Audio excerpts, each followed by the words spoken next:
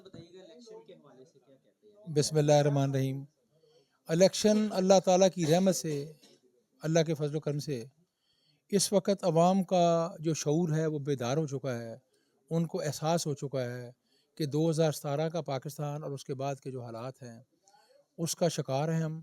और इंशाअल्लाह मेरे अल्लाह को मंजूर हुआ तो जिस तरीके से इस वक्त अवामी पजीराई मेरे कायद मियाँ मोहम्मद नवाज शरीफ के मैदान अमल में आने की वजह से जो है वो इस वक्त अवामी पजीराई हासिल है।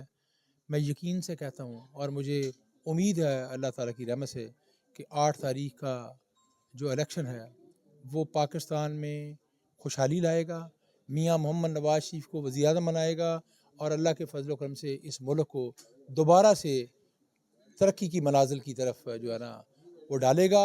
और ये पाकिस्तान मेरे कायद मियाँ मोहम्मद नवाज शरीफ की क़यादत में अगले 5 सालों में इंशाल्लाह एशियन टाइगर बनेगा और इसकी इकॉनमी दुनिया की नंबर 1 इकॉनमी होगी मेरे अल्लाह के। ये बताइएगा कि कौन से मसाइल है जो आप समझते हैं कि जीत के हल करोगे? सर बात यह है कि सबसे पहला और सबसे बड़ा मसला जो है ना वो महंगाई का है। अवाम इस वक्त महंगाई में पिसे हुए हैं। मुलाजम पेशा जो तबका है उनके सारा बजट जो है ना वो बिल्कुल डिस्टर्ब हो चुका है। उनको कुछ नहीं सूझता।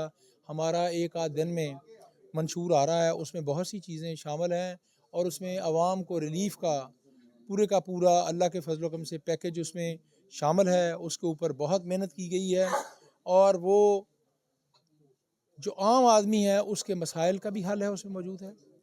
और मैं यकीन से कहता हूँ कि सबसे बड़ा मसला जब महंगाई का हल होगा, जब बिजली के रेट्स कम होंगे, जब सुई गैस के रेट्स कम होंगे, जब सुई गैस की लोड शेडिंग का ख़ात्मा होगा, जब इस मुल्क में जो है खाने पीने की अशिया की कीमतों में कमी आएगी, वो इसी बुनियाद पर ही आएगी जब बिजली के रेट कम होंगे।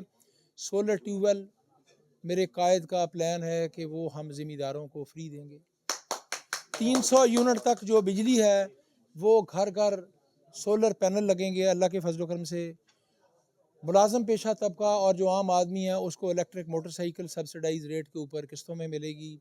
इसके अलावा जब ज़रूरी अजनास की कीमतें कम होंगी, जब उनकी कॉस्ट कम होगी तो फिर आपको बतदरीज जो है ना वो महंगाई में वाज़े कमी नज़र आएगी।